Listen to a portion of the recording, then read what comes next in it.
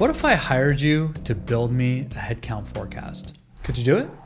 Here, I'll make it easy for you. Here's a template for you to use. You just need to fill in the data in these cells. Everything else will populate. Now, do you think you could do it?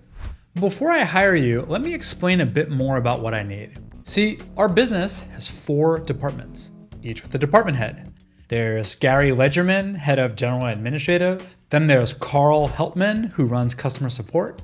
And Max Pitchmore, who leads sales and marketing. And Devin Brainston, head of research and development. So I need you to collect the hiring plan from all 4 of these department heads. Oh, and these department heads are gonna wanna understand who's currently on their team. So you'll need to send them a roster of who's in their department along with their relevant headcount information. Now, each department head should, of course, only be able to see the information related to their department. And when you're done, you'll need to get it all back into this main file. Now, do you think you can do it? Well, this is actually a task I've done a bunch of times in my role as a fractional CFO for some really fast-growing companies. But the first time I got a task like this, pretty much did it all wrong. And I'll bet it's not too different from how you'd approach this. I did it really manually. Let's first go over how to do it this manual way. Okay, so here I have my export from my payroll provider, and it looks like we have a lot of data here, a lot more than I honestly need. As a refresher, I really only need these fields here for my ultimate forecast. And ideally, I can get the information in this order, so I could just copy and paste it as such. So let's start by first making a copy of this file. Okay, so let's first try to get all of the columns that I need over to the left. So I'm gonna insert over here a new column. I'll take job title, which is the first one that I need. I could just cut it with Control X and then paste it over here. Great, now it looks like I need first name and last name, but this is all in just one column. That's okay, I'll just again insert a column, cut it, and I'll fix this sometime later. All right, next I need department. Tell you what, to actually speed this up, I'm just gonna hit Control X, and when I come here, I can just hit Control plus, and it'll place my cut cells. That's one of my favorite little tricks for shortcuts. Okay, now we have location, then hire date. Now I don't have a termination date, so I'm just gonna leave that blank. Salary. Now I also don't have taxes and benefits. So tell you what I'm gonna do. I'm gonna add 2 new columns, one called taxes and benefits, and that's gonna be equal to this times, let's just say 20%. And then this is gonna sum both of those for my total compensation. And let's just auto fit these 2 columns. Great. Now I'll double click for it to extend all the way throughout. Okay, now for all of these columns, I actually don't need these. I don't need employee ID, date of birth, social security, email, phone number, emergency contact, or zip code. I'm just gonna select all of these columns and press Control Subtract in order to delete. Perfect. Now, just to make sure that I could easily copy and paste this information onto my range over here, I'm gonna add a blank column after hire date for termination date in case we do plan on terminating anyone. And I'll also just type over here and mark FTE for everyone. Let me just copy this all the way down. Great. Now, just to be safe, let me also add in the department head here so I know who gets what. So I'm gonna write department head, and now I'm gonna refer to the table for the department heads. So now that I have the department head column, let's just set a filter over our range. And now I'm gonna filter on everyone in general and administrative. And I'll copy and paste this department head's name. I'll come over here and I'll press Control V. Now let's just repeat these same steps really quickly for the other ones. Okay, that should be the last of it. So now if I unfilter, I can see all the department head names in my list. Now the last step, I need to divide this up into 4 separate files, one for each department head. Well, that's pretty simple. I'll just click on New. So let me first filter on General and Administrative. I'll select all this information. I'll paste that over here. And now I'll save this as General and Administrative Budget. And let me just make this bold so that department heads know that this is a header row. Great. Now I have my general and administrative budget. I'm gonna go ahead and create a copy of this, and this time call it sales and marketing budget. Now let me erase all the information for Gary's department. For Max's department, sales and marketing. Okay, now that we have our sales and marketing, let's do the same thing for the remaining two. Okay, great. Now I have each of these departments that I could email out to the department heads. So now let me send an email out to Gary requesting him to complete his forecast. And now I wait and wait and wait until finally everyone completes their hiring plan. And now I can copy all their information and paste it into my consolidated headcount file. Great. And now I have everyone's budget file returned. I can see all of the hires that each department head wants to make. Great. Now I'll select all of my data over here. I'll come to my file and I'll paste it. And looks like some things got misaligned. Oh, I see. Well, for first name, instead of just the first name, I have the full name. And it looks like everything got misaligned because of that. Oops. I forgot something in my file. I need to split this out. Well, that's okay. I could just easily hit insert, then highlight this column, go to data, text to columns. Under delimited, I'm gonna hit next and I'm gonna hit the space and then finish. Okay, now let's call this first name and last name. Okay, now I can take this information. I actually don't need this last column. I can come back into my file and I'm just gonna paste it as such. Okay, looks like this completed for my research and development. I have now all of the salaries. This is great. I'm gonna have to though go through each of these files to now insert this new column and do that text to columns trick that we just did, but that's okay. I'm just excited to almost be done with this. I'll click finish. I'll rename this first name, then last name. Then I'll copy and paste it into our forecast file. And I'm just gonna repeat these steps now for sales and marketing and general and administrative. And I'll copy and paste my final department for sales and marketing. And now it looks like we're complete. We have our budgets for each department. All done. Way to go. I just built my hiring plan. And now I can, that's weird. Looks like Devin has an update to his plan. Okay, sure, just send it back. All right, I guess what I could do is just take my information and copy and paste what he sent me and rearrange this and paste over that and done. Okay, great. Now that was a little bit annoying, but thankfully it was just a really simple copy and paste with the, oh man, this time it's, Carl is texting me asking for an update to our hires. I don't know what you mean. Oh, I guess he's right. I only sent that as of July and now we're in October, so I gotta send the information again.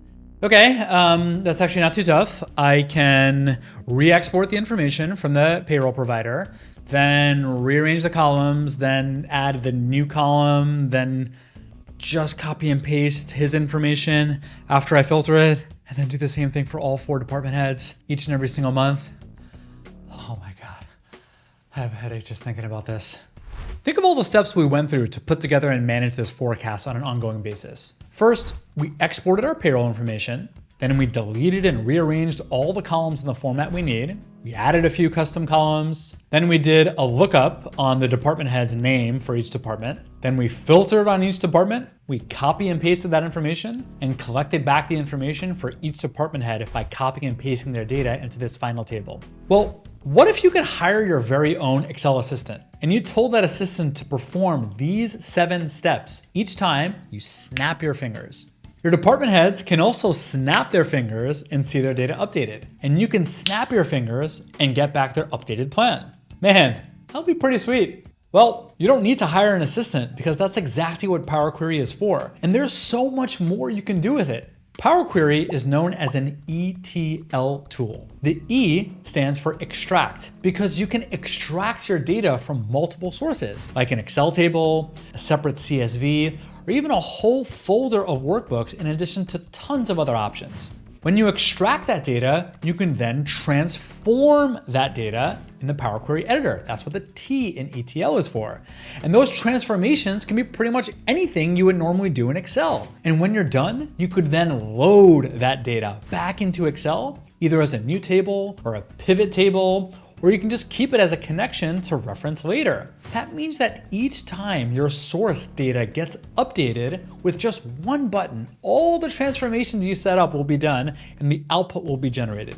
Think about how crazy that is. See, Excel is a tool for managing and manipulating data. And data comes in many different sources and many different formats and sizes and shapes. Most of the time, your data needs to get transformed into different formats for you to either manipulate it further or to consume it into a dashboard like this. Well, with Power Query, it doesn't matter what your source data is and the structure and architecture of it. It doesn't really matter any of that because you could just pull that data in and transform it as you please.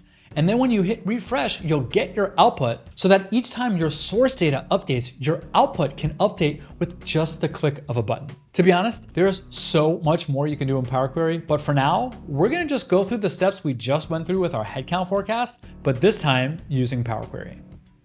So now let's go through the exact same exercise, only this time more efficiently using Power Query. So here's my headcount export file, but here's the deal. I'm gonna actually create a new file and I'll go to data, get data from file, from text or CSV. Okay, now this window has popped up where it's asking me where exactly my file is. Well, this is the export file. So I'm just gonna click on import.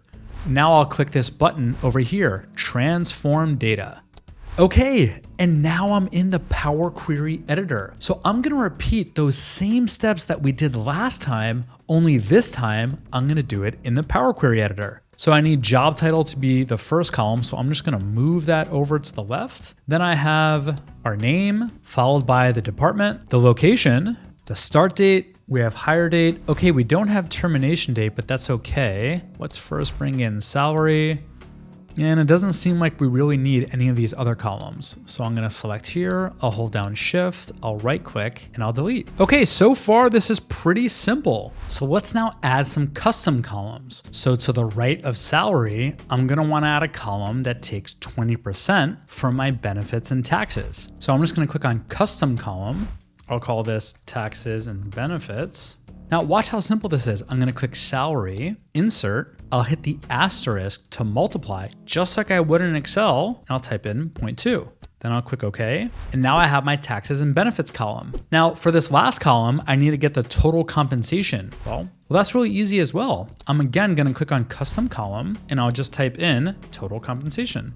And for that, I'll just take salary plus taxes and benefits. Great, now just two more columns. Let's enter in a new column called type to distinguish between a full-time employee and a consultant. For that, I'm just gonna put in quotations, the letters FTE for full-time employee. Okay, now I just have one more to create, and that is the termination date. So again, I'll click on custom column, I'll type in termination date, and we actually don't have any data here, so I'm just gonna write the word null, and then I'll click on OK. Let's just move this to the left of hire date. Excellent, and now we have all of our data transformed. Now, before I give this to each department head, I wanna remind myself of who exactly is gonna get each record. Well, for that, we'll need to perform a merge. So first, let me click on close and load to. Now I can either load this back as a table, which will look like this, or instead, I could load it as a pivot table report, where I could, let's say, put the department like this, the full name over here, the salary, but I actually don't need any of these. I'm not done yet with this query, so I'm actually gonna click on only create connection. I could also add this to the data model, which isn't really something we'll be covering today, but if you want, I have a whole separate video on using the data model to create the ultimate dashboard. For now, I'll click on OK. Now I need to do a lookup on this table, wherever the department is shown, to pull in the department head's name. Well, the way we do that in Power Query is via merging. Let me first just give this a save, and I'll call this Headcount Power Query. So in order to merge in the data, I'm first again gonna click on Get Data, this time from an Excel workbook. Now the table is inside this file called department heads. So I'm gonna click on import, and I'm getting this error message that it actually can't access this because I have the file open. Well, that's okay. I'm just gonna come to the file, I'm gonna close it, and now let's try that again. Okay, now it looks like it found this file with a table that I named department heads. And this looks like my data. Perfect. Let's go ahead and click on transform data. And now I'm back in the Power Query editor. Now I actually don't need to do anything with this over here. Instead, I'm gonna go back to our headcount export. Notice all of the changes that we made and how these steps are being repeated. Well, that's gonna come in handy soon. For now, I'm gonna click on merge queries. And the way that we're gonna bring in our data, instead of using a lookup function, I'm gonna merge it with this table called department heads. So I'll click department here and department there. Now I'm gonna click on OK, and I'm gonna click these little arrow buttons. And instead of bringing in all of the contents from this table, watch what happens when I click on OK. It brings in the full table as it matches to the department. I actually don't need that. So let me undo what I just did. And then let me hit this button once more. And let me just bring in the department head's name. Perfect. Now I have the department head's name and I'm ready to start dividing up these files. Now already I could just load this back to my Excel file and it'll make such a big difference having the data transformed like this. But let's take this to the next level. I'm gonna right click here and I'm gonna click on reference. This creates a reference to whatever we have in this consolidated query over here. But this time I'm only going to filter on Gary Ledgerman's forecast. And I'm gonna rename this General and Administrative. Now I'm gonna repeat these same steps by creating a new reference, this time instead of for Gary, for our next department head, Carl. And I'll rename this Customer Support. And I'm just gonna quickly repeat these steps for our other two departments. Excellent. Now I have a filtered view for each department head, and each department head can only see the data related to their department. I'm gonna click on Close and Load To. And again, I'm just gonna save all of this as a connection because I actually don't need to do anything in this file with any of these queries. Now, watch what I'm gonna do. I'm gonna go ahead and exit this file and I'm gonna open up a blank workbook. Now, when I click on Data, Queries and Connections, I could then see this screen over here that showcases all of my queries. I wanna actually load each of these queries as a table, which will be useful in our next step. So I'll right click, I'll click on Load To, Table, and for the existing worksheet, I'm just gonna point to cell B2 over here. Perfect. Now I have my general and administrative. Let's repeat the same steps, but for each of these queries. So I'm gonna load customer support into a new worksheet. I'll do the same thing for research and development and for sales and marketing. And let's just name this general and administrative. And now that we have all of the tables that each of our department heads need, I'm just gonna close this file. I'm gonna open a new file. And now this is gonna be the file that each department head is gonna get. So I'll name this general and administrative budget with PQ for Power Query. Now watch what happens. I'm gonna click on Data, Get Data from File, and the Excel workbook that I want this data to come from is our Headcount Power Query file. Now remember, that Headcount Power Query file has several tables that we created. We have a table for customer support, for general administrative, for research and development, for sales and marketing. I really only need the general and administrative. So I'm just gonna click on Load, and check it out. Now I have all the data directly in this file. Now I can just call this existing, then I'll make a duplicate of this, and let's call this projected. And for that, I'm just gonna drag this table up to 0, and let's just change the styling on both of these. Excellent. Now Gary can see the information just for his department, and now he can enter in the information in this table over here. So I'm just gonna now start typing some stuff out. Now that we have Gary's forecast, let's just rename the query to say underscore completed. And we're gonna replace these same steps with all of our other departments. We'll set up a file by referencing our Headcount Power Query file, and we'll pull in the table by hitting load. We'll change the table design. We'll make a copy of this. We'll call this projected. We'll call this actual. And again, we'll just underscore call this complete.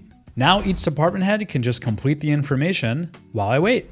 So now I have all of my files with actuals and projections from each department head. The actuals are pulled in via a query that we used from a separate file. The projections are just set up as a table. They're not really set up in Power Query, but they will be when I pull them in to our headcount forecast file over here. So what I need to do now is consolidate all 4 of these files and print the table directly over here. Well, that's actually not too difficult. Watch what I'm gonna do. So let's pull in our research and development budget. Now, this is what I want over here, the completed. So I'm gonna click on transform data. And I actually don't want this yet. So for now, I'm just gonna keep this as a connection. So I'll click close and load to, and I'm just gonna create a connection. Now I have my research and development connection to the completed forecast. Let's repeat those steps now for all the other forecasts. And I could actually just click right here and just click on close and load to, since I don't need to make any changes just yet. Okay, great. Now I have a connection to all 4 of my budget files. Let's also pull in our actuals. So for that, I'm actually gonna flip back to my initial file where we did all the transformations. And I'm gonna click on data, queries and connections, and then I'm gonna now take this headcount export, and let's load this as a table. Great, I should now be able to access this from my forecast. So when I go back to my forecast and I click on from Excel workbook, and I click on Headcount Power Query, this headcount export over here, this is what I need. So again, I'll also just load that as a connection. Okay, great. Now watch how easy this is. I'm just gonna open up the Power Query editor, and now I have all 5 of these queries. Well, I'm gonna click on Append Queries as New, and I'm gonna choose 3 or more tables. So we already have the existing headcount. Let's now just hold down Control and select all of these and add it, and then click OK. So now I have all of my appended queries, my actuals, as well as the projections from each of these files. Now I could do some final changes. First, I actually don't need this column here, so I'm just going to remove it as such. Next, instead of full name, recall that we had a mistake before, and we need to use text to columns in order to get the first and last name. Well, let's go ahead and do that by delimiter, and we are going to use a space. And I'll click OK, and let's change this to first name and last name. Okay, everything should be in order, so let's just call this Consolidated Headcount. Okay, so now to wrap this up, let's just right click here. Let's click load to, and we're gonna create a table in a new worksheet. Now this has all of my existing and projected hires by department. I'm just gonna change this over here to a date. So I could just take this information, copy it, and then in our headcount tab, I can just paste it. And now everything gets populated, and we finally have our headcount dashboard. But here's the amazing piece. I now have connections to all these files. So if my source data updates, all I need to do is hit data, refresh all, and all of the information will update. If any of the department heads want to get their updated data, they can just refresh as well. And I could refresh to pull back in their information. It's all automated. Amazing. We just built our headcount forecast using Power Query. Think of how much time we saved. Now, a few notes now that you're familiar with Power Query. First, we probably could have even sped this up further by connecting to our payroll provider's website so that all we needed to do was hit refresh from that connection and all of the existing hires would get pulled down. Then when we connected our files together, we technically need to put those files in the cloud under a shared drive so that everyone on my team can access them. And then lastly, there's so much more you can do in Power Query that we haven't even spoken about. For example, one of my favorite things is to take a profit and loss that looks like this and unpivot that data so that it instead looks like this. And this allows us to more easily manipulate our data with our formulas. I remember when I first learned about Power Query, my mind was blown at what you can do with it. And the truth is, Power Query is just one aspect of Excel. There's so much more you can do in the tool, and that's why I'm so excited to announce the launch of my new course, Everything You Could Do in Excel. This course is perfect for those in the beginner to intermediate range who are looking to take their skills to the next level. We'll walk through each and every section of Excel and go over how to use each feature. Oh, and we'll have a ton of fun with tons of different infographics and engaging videos and homework problems and Excel templates that will all get you really comfortable using Excel. My course goes live on October 7th, but today I'm giving you a 50% discount if you sign up to join the waiting list before it goes live. I hope you enjoyed today's tutorial on Power Query. And if you want even more practice, you can learn how to build a pivot table profit and loss using Power Query right over here. And I'll catch you next time.